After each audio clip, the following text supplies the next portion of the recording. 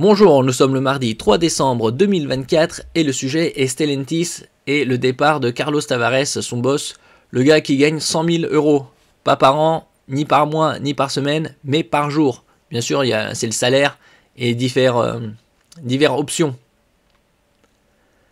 Stellantis, l'amir bilan boursier de Carlos Tavares. Et donc, l'action, ça va être la création de cette entité, c'est-à-dire PSA et l'italo-américain Fiat Chrysler, en janvier 2021, donc il y a 4 ans quasi. Son cours de bourse avait bien évolué, puisque au tout départ, c'était 18 janvier 2021, 12,4 euros. Puis ça avait un peu baissé à 11,62 en février 2021. Puis ça avait progressé, ça avait gagné à peu près 50%. Ça avait fluctué et le pic est arrivé cette année, le 2 avril 2024, à 25,48 euros. Et comme on peut le voir, depuis cette date, ça s'est cassé la gueule de plus de 50%.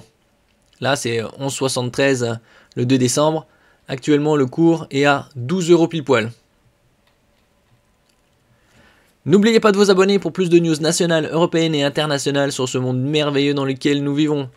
Le futur de Stellantis s'écrira donc sans Carlos Tavares, le directeur général du groupe aux 14 marques, a démissionné dimanche de son poste en raison de divergences de vues avec le conseil d'administration. Bon, quand un patron se fait remercier, c'est pas la même façon qu'un simple employé. Hein. Il part avec des dizaines de millions d'euros. Comme à l'époque avec Volkswagen et le Dieselgate. Il était parti avec 60 millions, ça a fait un peu scandale, donc ils l'ont un peu baissé, il est parti avec finalement 30 ou 40 millions. Et donc on voit le cours de bourse qui avait bien progressé, comme je disais tout à l'heure. Et en quelques mois, en l'espace de 8 mois, il a tout perdu. Parce qu'il est quasi au même niveau, même un peu plus bas que le cours du 18 janvier 2021.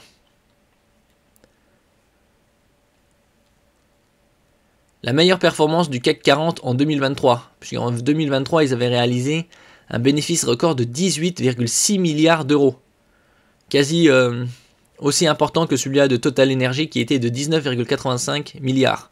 Donc à 1,25 milliard près. C'est des sommes colossales.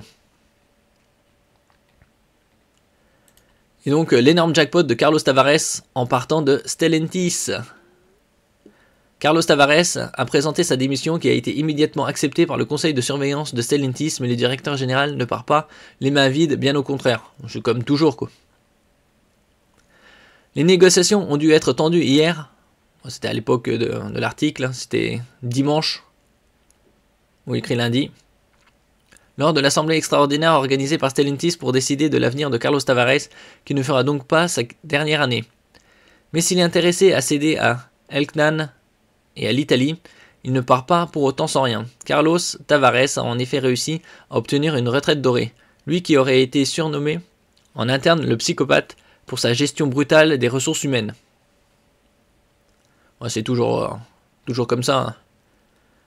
Un de nos lecteurs, qui a d'ailleurs travaillé plusieurs décennies chez PSA dans l'Est, puis Stellantis, avant de prendre une retraite anticipée, confirme ce management particulier où la pression est forte et où l'on réduit totalement les coûts, que cela en devient problématique sur certaines pièces. Ah oui, avec leur moteur PureTech.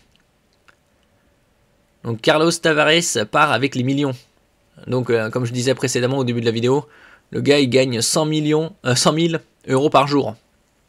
Lui qui touchait déjà plus de 35 millions d'euros en 2023 en cumulant le salaire net et tous les avantages, bien évidemment, divers et variés qui tombent à moyen terme, part de Stellantis avec le pactole. Selon France Info, Carlos Tavares aurait négocié un chèque de plusieurs dizaines de millions d'euros, ce qui en ferait le départ le plus cher de l'histoire pour un patron d'un grand groupe automobile.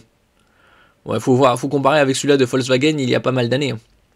Lors du Dieselgate, comme je disais, c'était 60 millions, après avec ça fait légèrement scandale, donc ça a baissé aux alentours de 38-40 ans.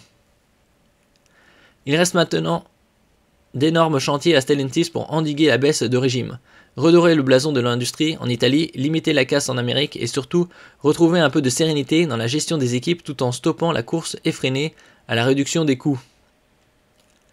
Ouais, nous verrons ça. Hein. Merci pour votre écoute et à la prochaine.